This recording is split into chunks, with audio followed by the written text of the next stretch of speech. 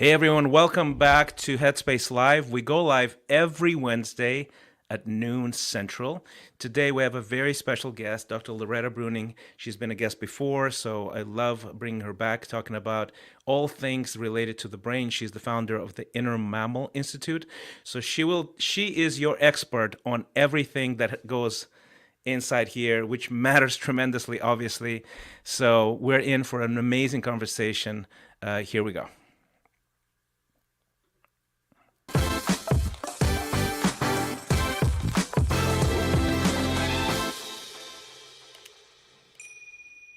All right, let's bring Brandon Nicely, my co-host, and Loretta onto the stage.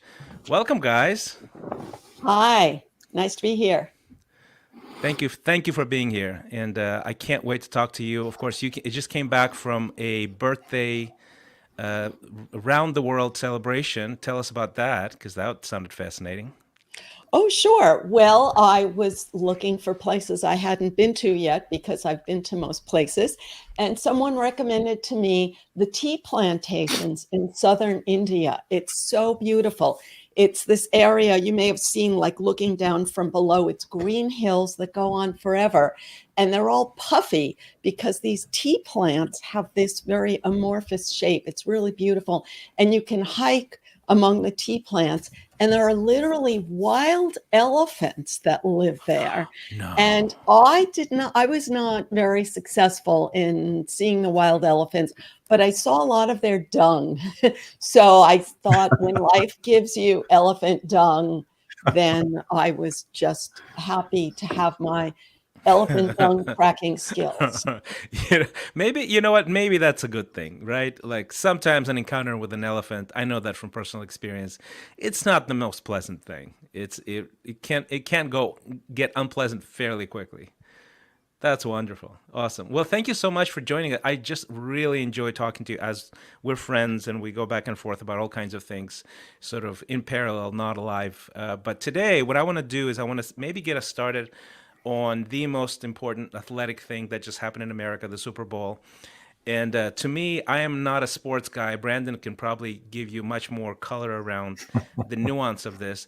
I watch the Super Bowl because I just love the athleticism, what that means for a human being to work all their lives towards something like this, for a chance to get a ring that most people won't get, even if you're a professional, for just the discipline that it takes, the grit that it takes, the teamwork that it takes, what it means for even to be a professional, right? For everybody involved, right? Not only the players, but the coaches and everybody else.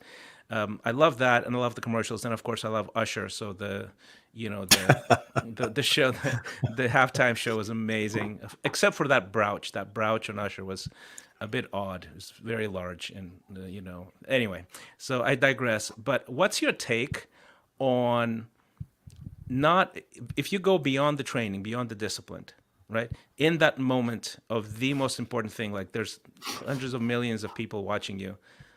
If you're a player, what's your take on it?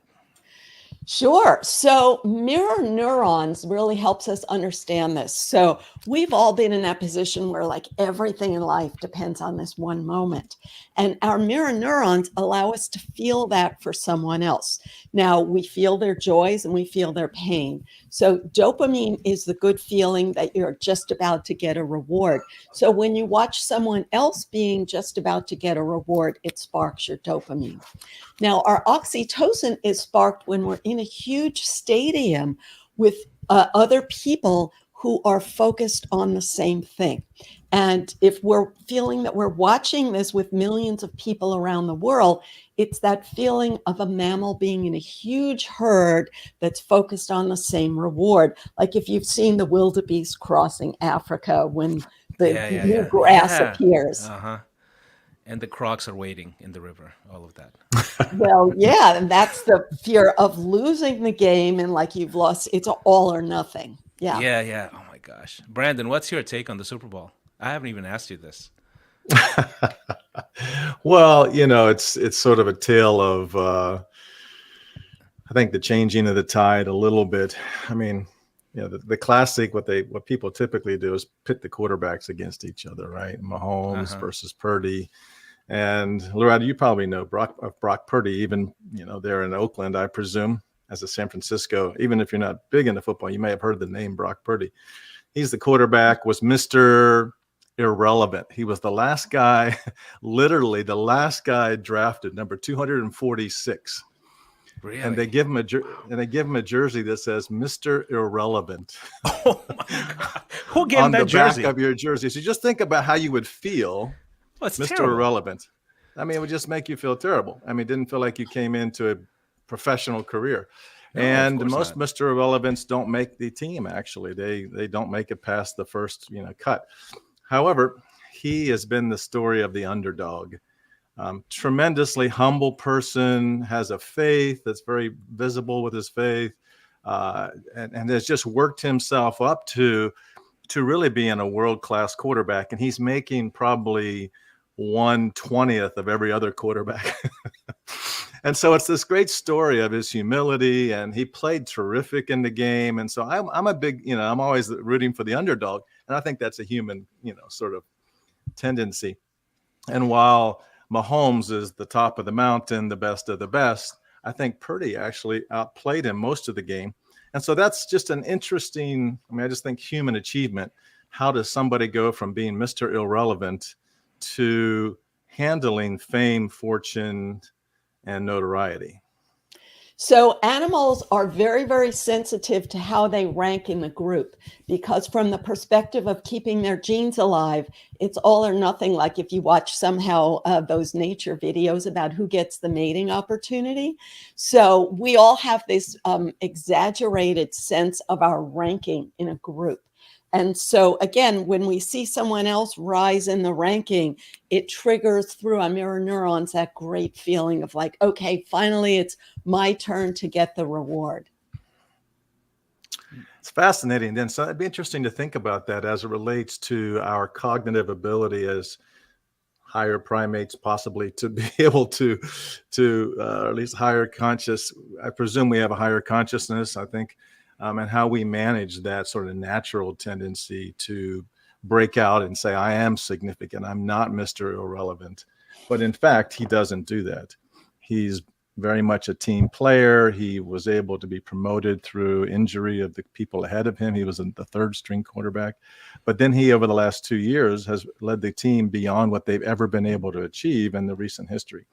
So it's just interesting to me that particularly how people can manage fame, fortune without, becoming sort of the stereotypical jerk, which we see in many other circles.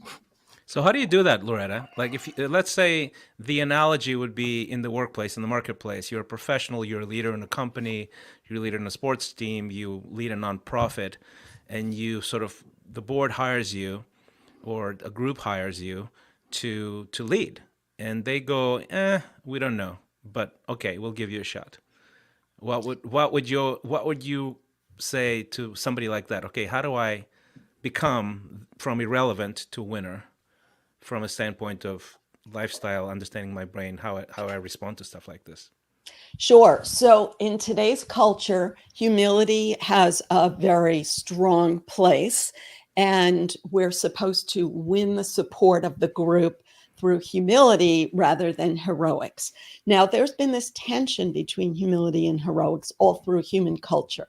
There's always that distaste for the jerk. And I mean, again, even in chimpanzee society, you see this, although, of course, the people who are studying chimpanzee society are in today's culture with that hatred of the jerk and that urge for the underdog. So we all have both of them in ourselves, that urge for, I want the one-up position, that every teenager gets that feeling kicking in, and yet that feeling that in order to bond with the group, I have to put myself on the same level. Now, I could tell you the moment with Christian, the example that you asked for. When I was a college professor, I just began, I'm standing in front of a class of 150 people. And if I didn't assert my authority, it would be chaos. And I felt that I owed them a good learning experience. That's what I was paid for. If I allowed it to be in chaos, I wouldn't be serving anyone. So I suddenly found my sense of authority. Interesting. That's very interesting, Loretta, because in the world that I live in, sort of early stage company development, it usually combines a series of people in the management team, and there's this sort of positioning. And what's interesting is to watch the individuals after they've been funded and after they get a certain accomplishments or they receive accomplishments or levels of accolades, what happens. And it's invariably, you'll see the two camps, usually the success. I would say 80, there's an 80-20 principle.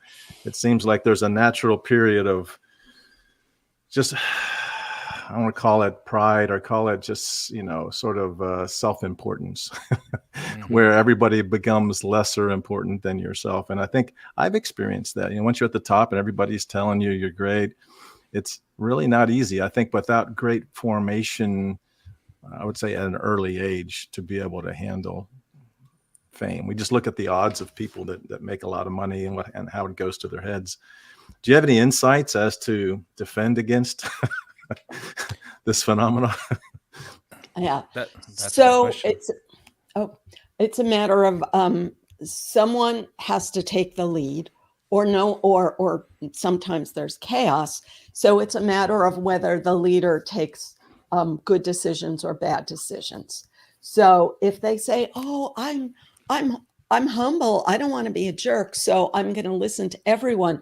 But if they listen to everyone endlessly and don't reach a hard conclusion, then it's not going to benefit the group. And if the group doesn't have a clear consensus, then someone has to decide. So we can look at different animal species, and it's interesting to see the way that they decide. But a common pattern is that animals are looking for who feels confident in their own decision and knows what's going on.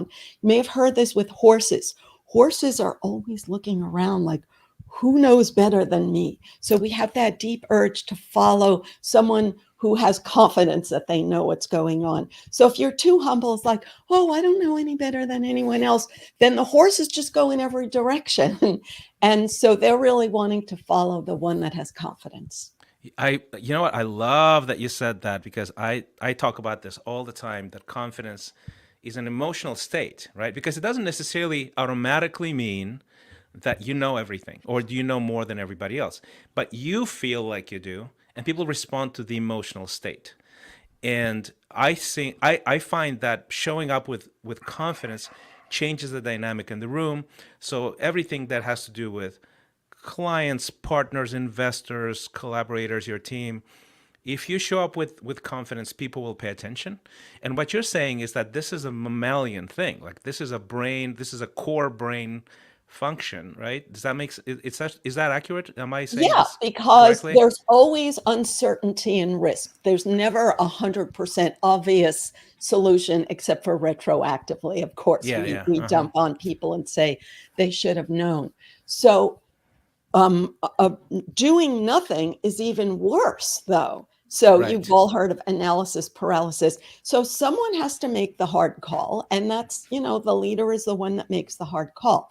Now, who is the leader? So the interesting thing in horses is it's the one in the center. The horse doesn't lead from the front, it leads from the center. And I know that sounds very heartwarming, but in fact, it's selfish. It's inspirational, but Well, but it's okay. selfish because the one in the center is least exposed to predators. And they Interesting. end up in the center because they've made a decision and everyone else is clustering around them in order to follow the one who feels like they have confidence in their choice. Fascinating. I talk about that a lot in my coaching program, when I basically try to convince, look, you have to get yourself to that state of confidence. It's an emotional state. And one of the examples that I use in my early careers, that I was a very aspiring artist. I wanted to be on stage, and then we had our first opportunity to do so on a like large scale, and it was this sports arena, televised. It was a bunch of other people on stage, and it's like a collective show. But we were the only nobodies in the show, basically. So I was the only nobody in the show. So my team was there, musicians, dancers, whatever, background singers, and I had sort of somehow worked on myself enough to have zero nerves. And then most of my team was losing it, literally losing it. I'm not going to go into details, but like pretty bad nerves with physiological outcomes. Let's put it that. Let's leave it at that. And I remember just going, I can't believe I have zero nerves, and it really influenced the performance, and it was wonderful. And that opportunity catapulted us into sort of next Oh, opportunities and fame and stuff like that. And what I talk to people is, whatever it takes, help get yourself into a place of confidence, because that creates magic around you. And even if you make some mistakes along the way, just the certainty and movement in one direction is super important. So my question to you, Loretta, is what are some of the mechanics of getting yourself into a place of yeah. confidence that translates into, partners, teams, clients, potential clients, things like that? Sure. Most people have probably heard of the concept of flow. So, flow means when your 100% attention is invested in the task. So, the task focus means you're not thinking about, I'm going to show them or I'm going to right some wrongs of the past, because that takes you away from the task. So, how do you get 100% focus from on the task? That is physically neural pathways built from past experience, mostly built from repetition, but also built from the joy of past successes, because joy is a real chemical that is like a paving on your neural pathways. So most people have heard of that theory about 10,000 hours. So that's the Mm-hmm. repetition part. But then Okay. other people have heard about dopamine, which is the joy of past successes. So either way, you're focusing on the task effortlessly, you're flowing into it just because those are the neural pathways that make it easy to do the task rather than to go in other directions, which is catastrophizing. So, am I understanding this correctly? Is that the repetition, basically the preparation to the thing, for you to show up with confidence, has to do with A, you've done this before and it's been successful. So the joy sort of kicks in, right? And there's an emotional state that comes from it, and Well, physiologically, it's I'm not dopamine, saying you correct? have to have the joy while you're doing it. It's the joy of the Of the past. past, yeah. Build the pathway that anticipates this is going to be good. Yeah. Okay. So that's one, and I'm using my sort of story that I just told you as a framing thing, right? So for me, this was I've done it before, but it was a first of this sort of caliber event. So I didn't have that, but I did have repetition. So which is the second thing that you did, is that we rehearsed like mad people. Like it was insane, right? So everything was completely automatic. Repetition was there many times over. So when we hit the stage, it was flawless because of it. Is Yeah, that and you may have heard. are you saying this is the thing that helped with the confidence from your perspective? And is there anything else? Yeah, that's it. You've probably heard of the book The Outliers by Malcolm Gladwell, where he Yes. says that the Beatles spent their 10,000 hours in their teens and early 20s performing in public in Germany. So it was not just the repetition, but it's the repetition with a good feeling, because the good Uh-huh. Yeah, feeling yeah, yeah. links the act of doing the task to your happy chemicals. So that makes it easy to feel good about your next performance. So when they went on stage in England, they had already been on stage in Berlin for thousands of hours with these really low level gigs. But it was the fact of being in front of an audience as well as rehearsing that had wired them. And also performing, of interacting with each other. So that's another thing that you Yeah, wire them. there was already a chemistry there that was natural. They were in a state of flow. So how does that translate in the marketplace? For example, you're going into an interview, you're doing a presentation for investors, you are pitching something new to your team, that exists already, and you go, you know what, we want to change directions. How do I do that? How would you sort of how do you map that on these scenarios? Yeah. So with the Beatles, it was not just that they had rehearsed in the studio, but they had practiced in front of an audience.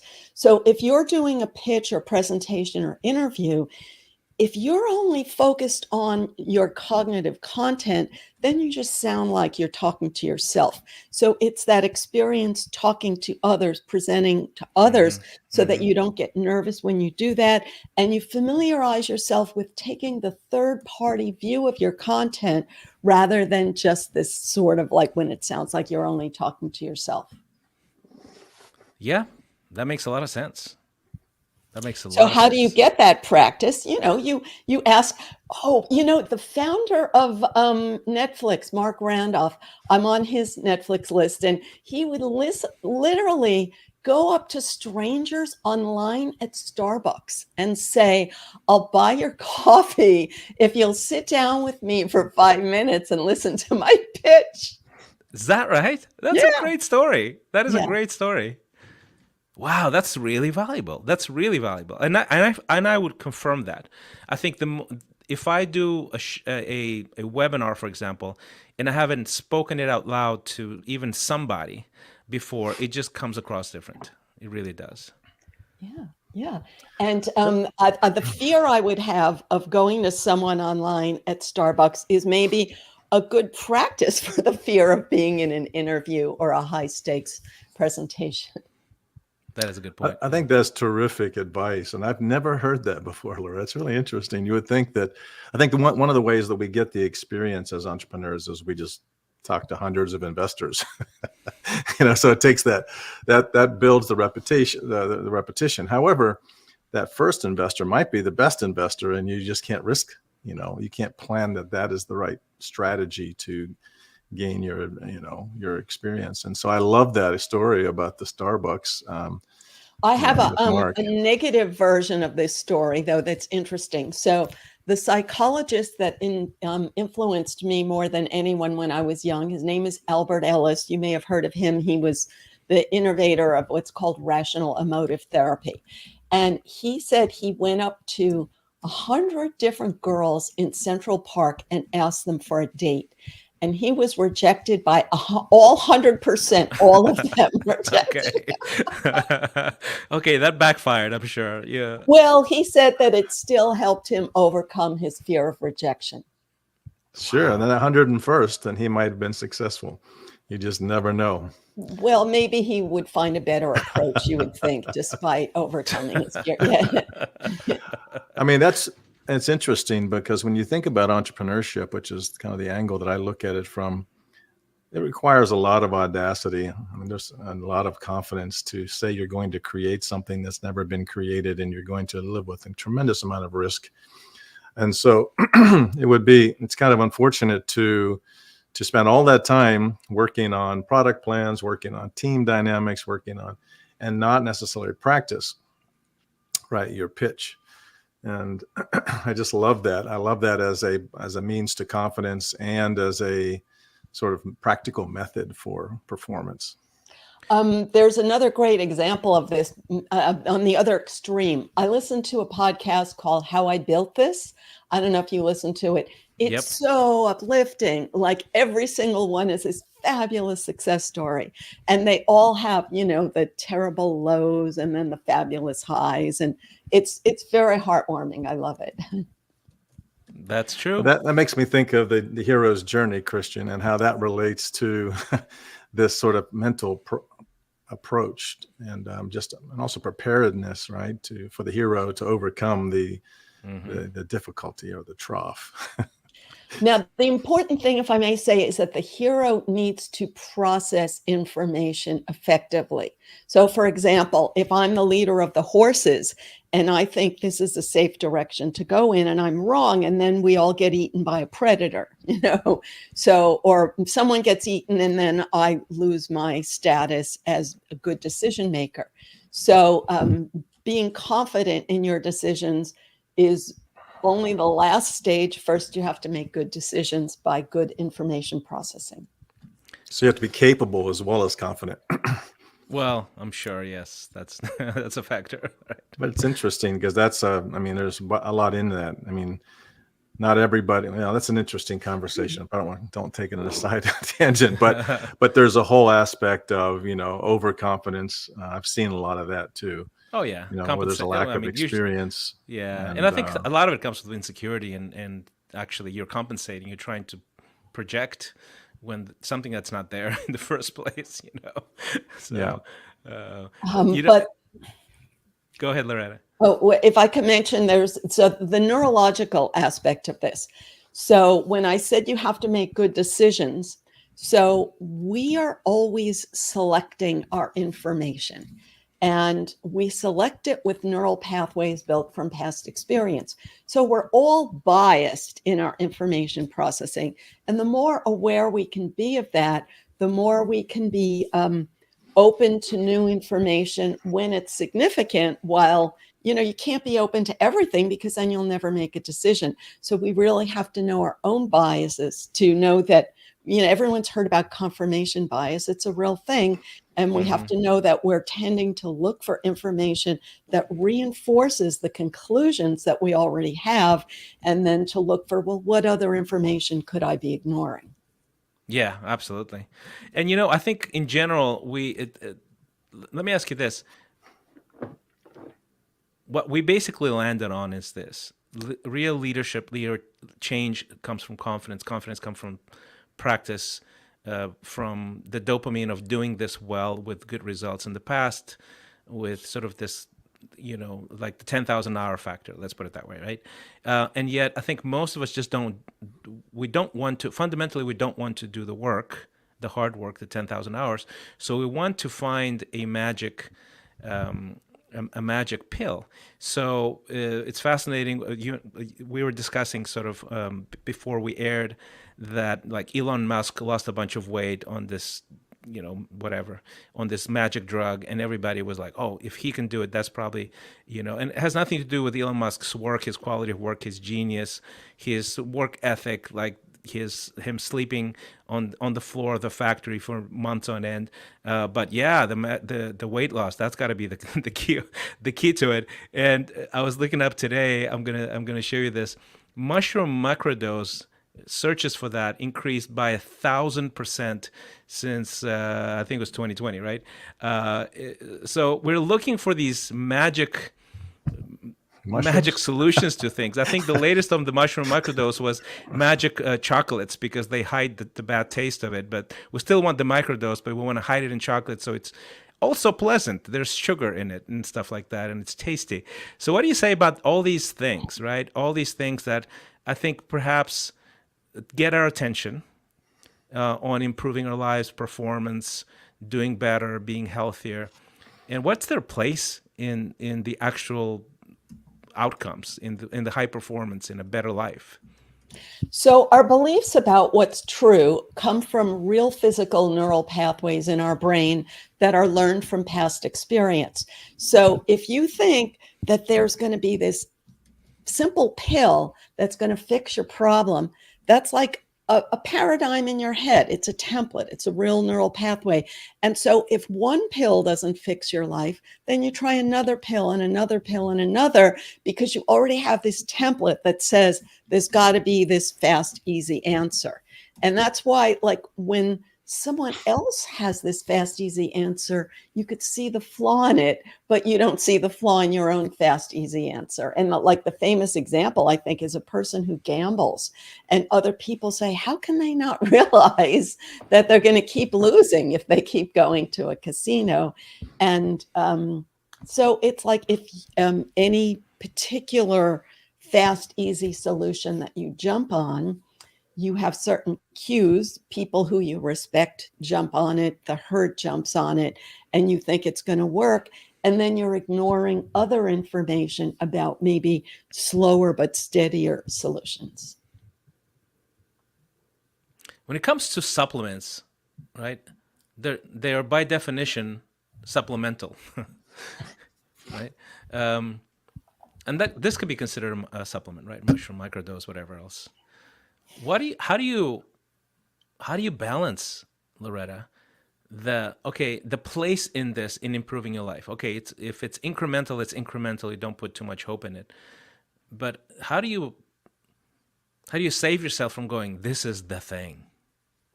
So, my view is to find out what the thing really is. And in my view, what the thing really is the animal brain inside us controls our chemicals. This is a simple biology. Right. And the animal brain is motivated by things that are relevant to animals and to animals keeping their genes alive.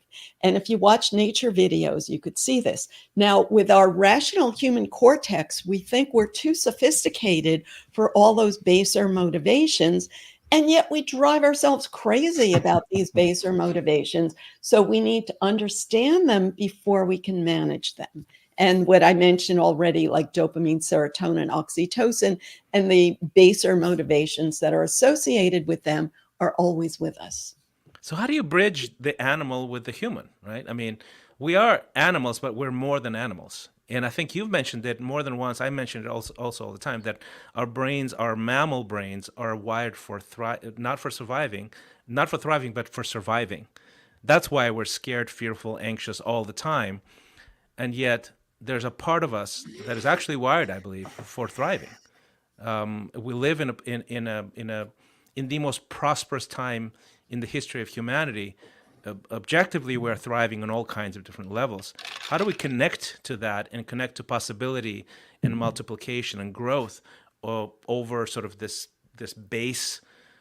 I need to survive, where there's really not a lot of risk of us not surviving in real life, in our daily lives. How do you bridge that? How do you maybe, at least temper, if not disconnect that strange anxiety, burnout, fear stuff that controls us in many ways? Sure. So our rational human cortex at the top there does not control our body. It gives influences to the mammalian limbic system that people have heard about, like the amygdala, the hippocampus, and whatever, which is like more in the core, in the center, and that controls our body. It controls our body with chemicals, not with words. So all this narration that we do of our lives has less power than we think. So Yeah. we're using our narration to try to control our chemicals, but our chemicals are what controls our body. Now, our happy chemicals, when they're released, they motivate us to go forward, and they give us the feeling that you call as thriving, is the anticipation of meeting a need. A threat chemical is a feeling of withdrawing, which is not a failure because it helps you avoid harm. So, like a car is always either going forward or reverse, and that's what we're always doing. And when we're going forward, we need to know that that good feeling is not designed to be on every minute. It's only designed to be released in short spurts in a moment when it's appropriate for you to go towards something. And a bad feeling is not necessarily a survival threat, but it's just information that you've pulled back from something, which is usually the biggest threat to the human brain is to waste energy. So whenever I think I'm going to get a reward, like I'm chasing a gazelle and I'm hungry, and then the gazelle gets away and I'm disappointed, then a stress chemical tells me to give up on that gazelle. So it doesn't mean that I'm getting eaten by a predator. It just means that, darn, I wasted my energy. I'm failing. I need to find a new target. And so we can manage these feelings better when we understand them. So how do you connect? How do you become? Let's say you wake up, and the first things that come to mind is the stuff from yesterday, right? I'm behind. I'm anxious. I'm fearful of this. I don't know if I'm going to make this happen. How do you understand that and then switch the chemicals around? Are there things in the morning or at night that will trigger that? So first, the simplest answer is maybe not so pleasant. So rather than doing it in the morning when you're in a hurry, so when a person has this repetitive sense of dread and awareness of what can go wrong, it is always coming from a big neural pathway that got big from your youth. So we need to find that template that turns on the bad feeling that we built in youth. And that's not something you want to do like in the middle of an emergency. That's something you want to do like take a day off and walk in the woods and think about what is this template. And every one of us is reactivating the worst moment of our life because that's the biggest neural pathway. So find that worst moment of your life, and then you can see, oh, I'm projecting that bad moment onto my new day. What a waste of energy. And it's not even what you're saying is that these are deeper neural pathways. So these are not just daily things that are affecting you. These are projections from the things that sort of imprinted in us a certain emotion. Is that what you're saying? And they're mostly from way past, a long time ago, youth. That's what Yes. you're saying. So the electricity in your brain flows like water in a storm. If it rains and you watch, where does the water go? Into the biggest pathways. So how did that pathway get to be your biggest pathway? So there's 3 factors: repetition, emotion, and youth. Youth is when we have our peak neuroplasticity. So every one of us has built our basic neural network in youth. Bad emotions build bigger neural pathways even than good emotions. So that's why we turn on the alarm so easily. And whichever bad emotions were most repeated built the biggest neural pathways of all. So if you've had basically heartache in your youth, Which we all have. Which we all have. I don't know anybody who hasn't. And I think you and I had discussions about this, about some of our early childhood experiences in the past. This is a deeper imprint because it's big. It was early on, so high neural plasticity, high activity, and it's also like a bigger. So the rain directs the water flows in that direction automatically because it's just a deeper pathway. How do you obviously I can think of therapy, some sort of meditation, spiritual practice, journaling. How do you overcome this negative bias and build new pathways that are as deep, perhaps maybe deeper? Is there hope, or are we all prisoners over childhood traumas? Yeah. So I have a new book that just came out. It's called Why You're Unhappy: Biology versus Politics. So the first step is to acknowledge that this negativity is a real pathway in your brain. It's not like that the world is so bad. And then that there's no shame at all in using this old pathway. Every one of us is doing it. And then the last step is to think of an exit ramp. That's all you need. Because if you say, oh, I'm going to build this whole new world in my head, it's too big. We don't have that much neuroplasticity in adulthood. So we're better off just focusing on, okay, here's a bad highway, and I just need to build an exit ramp to get off of it. Mm-hmm. And that's the first step, and say, okay, now I'm off the negative highway. Then I could start building the positive highway that I want, that's appropriate to today. Huh. Right, that's really interesting. Can you give an example, possibly maybe around, I can just think of child abuse of any type, physical, sexual, whatever. There's all kinds of like deep pathways there, right? And I think I've noticed some of those people have reactive responses of anger and some real natural, we would say natural response patterns. How do you take something that's that really conscious and or subconscious and actually build an exit ramp? I'd love to understand kind of that basic concept. Sure. The simple, in the interest of time, a simple one is first, again, to acknowledge that this is just a pathway, because in that moment when you're having that anger response, your higher brain is trying to serve your mammal brain. It comes up with facts like, I can prove that it's all his fault and he's a jerk and she's a jerk and they're doing it to me and the whole world is doing it to me. Then you never see how you are sifting and sorting the facts to support the conclusion that you made long ago that everybody's out to get you. So first you have to, that's why I focus on, animals and physical pathways, so that it's less personal and that you see that everyone is doing it. And then the next step is what's called positive reframing.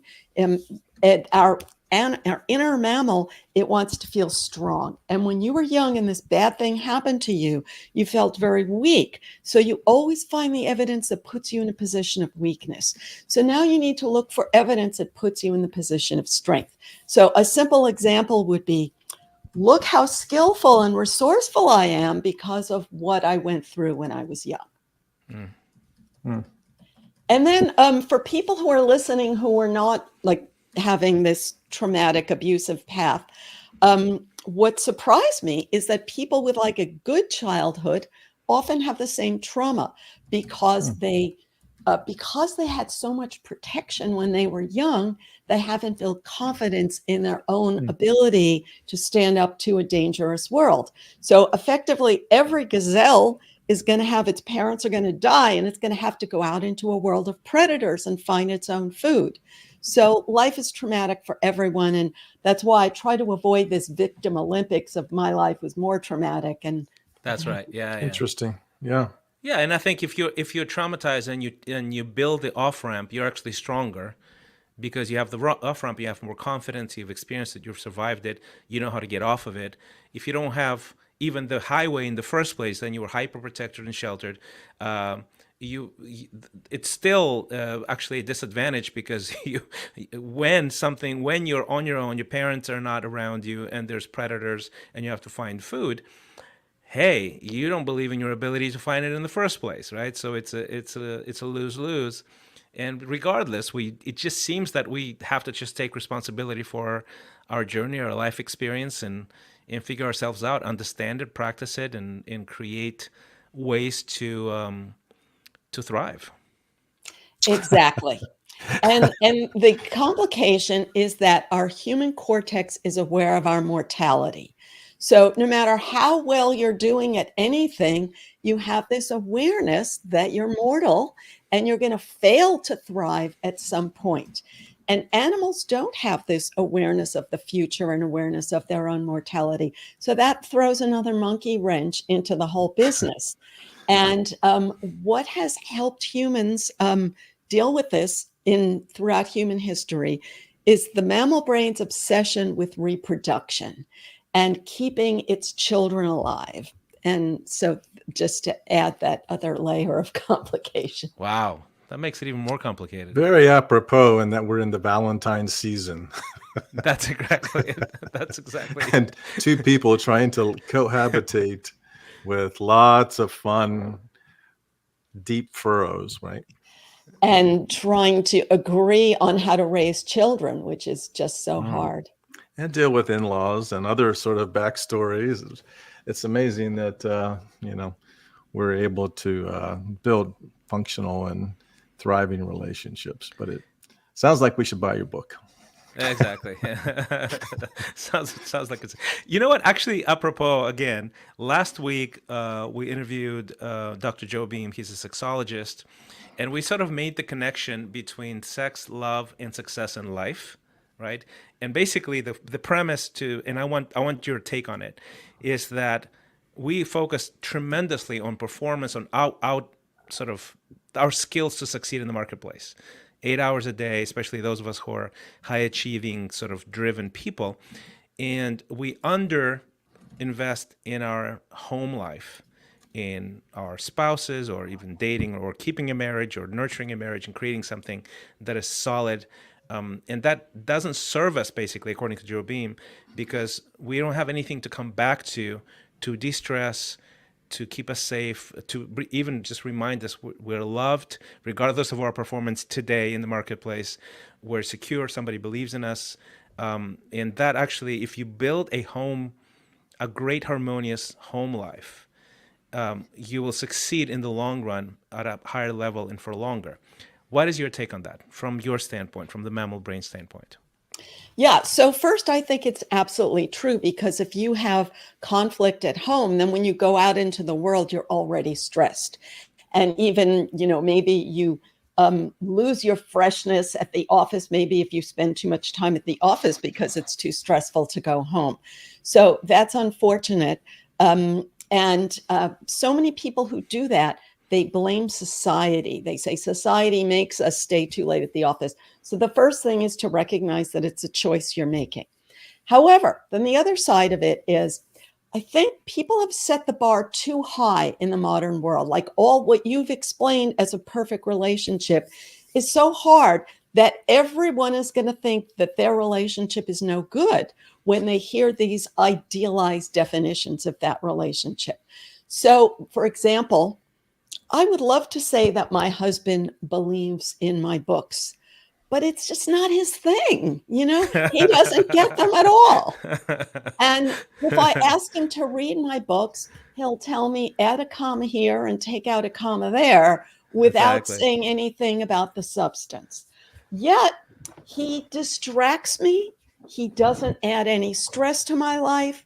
And that's perfect. Now, someone else may want a partner who really gets what they do at work, but then you're not going to get something else because no one can agree with you on everything because our brains are wired from our own individual experience. So you can't expect your partner to just share your feelings about everything. So you lower your expectations when it comes to like complete alignment at around 360-degree everything.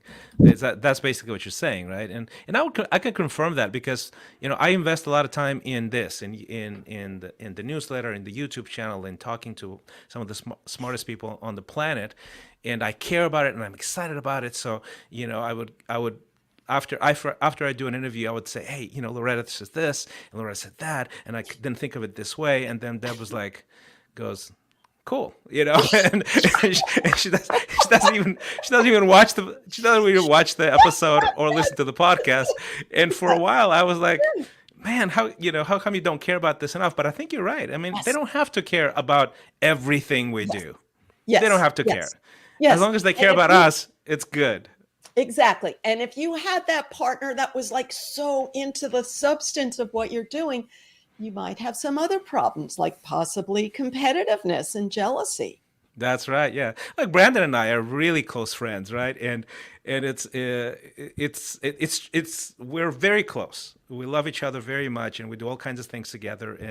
But it's true. Like sometimes I go on a rant about something that I believe in, and it's exciting, and I can see his like eyes glaze over, right? And he's like nods, and because just he cares about me, and then vice versa. Like he gets into these rabbit holes of AI, Web 3.0, trust networks, and how amazing that could be, change humanity. And then like maybe I get like 20% of it, and then 90% of it I just nod, right? Nod and smile, and good for you, buddy. And tell me when it's done or something, and he doesn't get offended either, right? Because he gets it. He gets it. I'm just there. I'm present in his life, basically, right? Mm-mm-mm. Oh, that's funny. It's very true. And that's really also, it gives you perspective. If you can honor that, the distinctions, right, in individuals, then that can actually strengthen the overall system, because you don't get too excited about something that maybe half the world doesn't care about.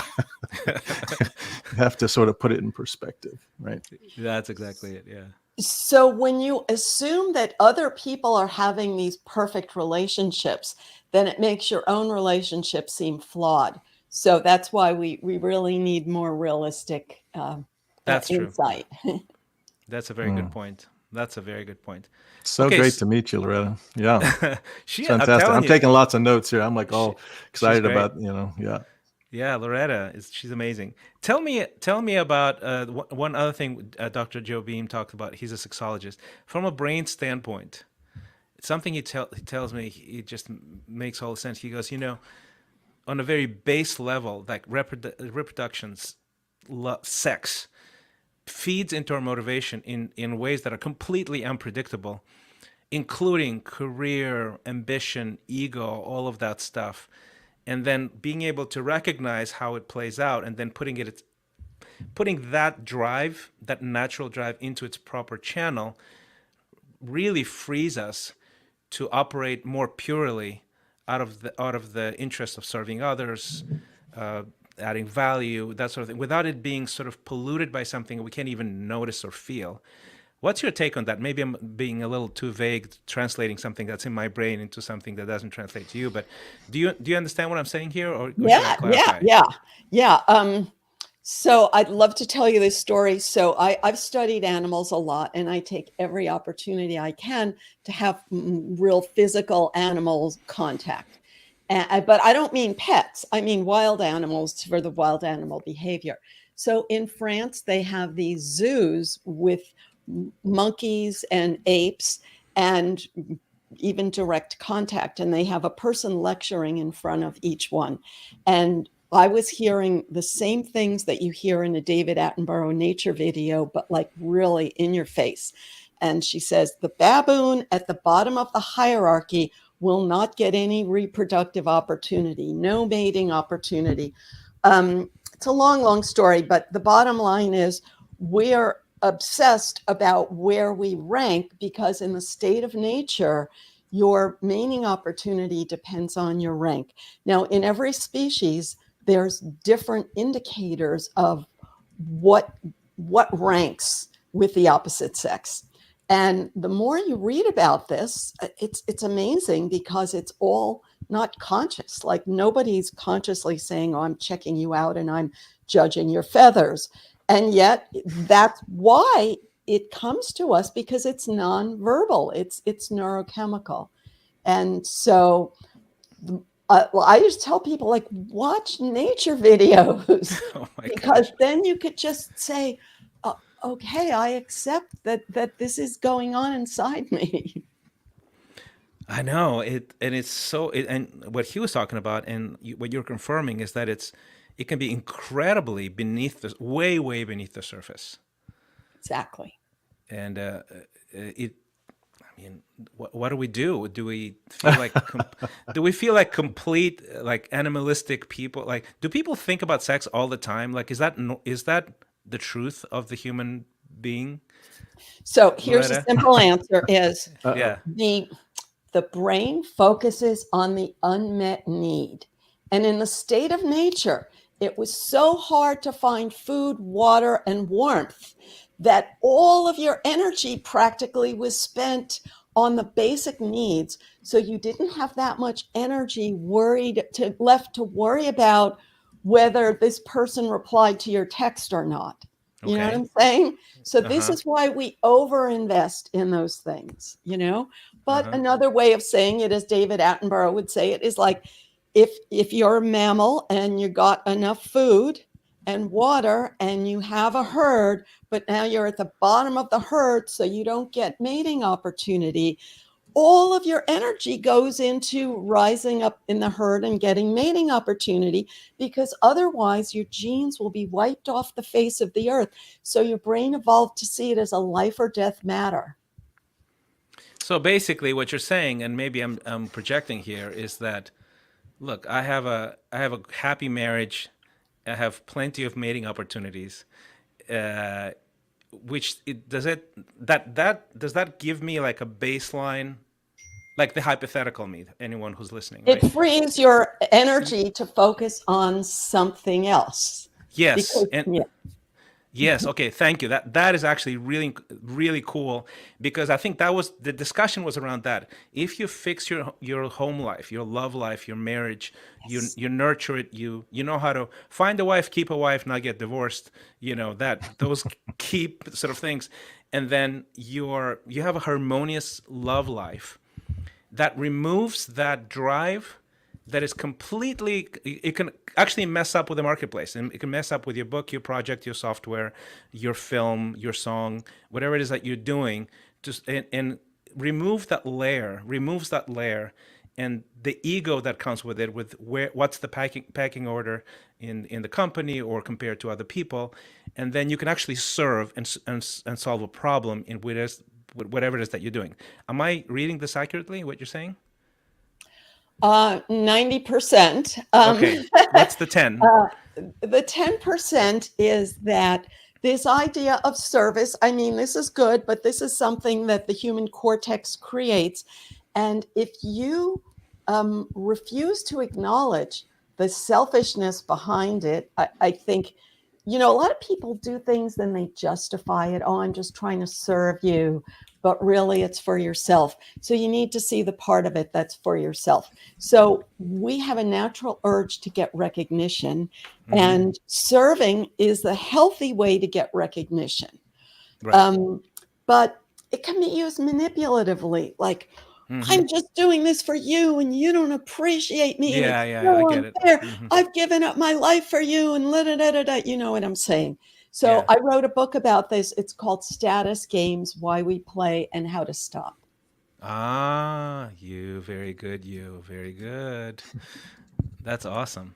But I do like the 90% that is there because what we're discussing is that relationships and love are very absent from the self-help space for whatever like so in comparison to the role they play in de-stressing, removing things off the table that shouldn't be on the table in the first place, keeping it at home, like you don't have that urge anymore because you're satisfied, you're happy, you're loved, you're in harmony, and you can have a just pure motives, right? Maybe it's not 100% pure motives, but it's 90% pure motives, which is better than having 20% pure motives, right?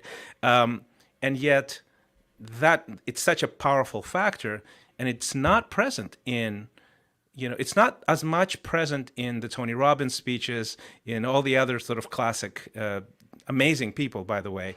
But my point is, a lot of it has to do with self-belief and this and that, and being in a beautiful state. But this it and is it because it's mundane? Is it because it's just not very realistic and people are giving up on love? What is it, Loretta? Unfortunately, on some level, I think it's not cool, Uh that huh. because our definition of what's cool is wired in adolescence. Right. Right. And Right. so it's, use advertising language, it's not sexy, Exactly. And sadly, many people are giving up on relationships. And so anti monogamy has become cool. And so, what I like to explain is relationship is a complex skill, and it's definitely not taught in adolescence. And we can all probably remember Oh, that interesting. feeling of those early relationships where you fight all the time. And Mm-hmm. people can get in that loop of fighting all the time and Mm-hmm. thinking relationships just upset me, so I'm not going to have any relationships. And it's very sad. And you learn it through mirror neurons when your parents fight. You learn if you have parents who are not monogamous and are always dating. And dating uses so much energy because you're always selling yourself. And that's why it's so valuable to have someone who just accepts you. But instead, like like this perpetual dating in adulthood, it doesn't appeal to me at all, but it has been represented as a cool thing. Wow.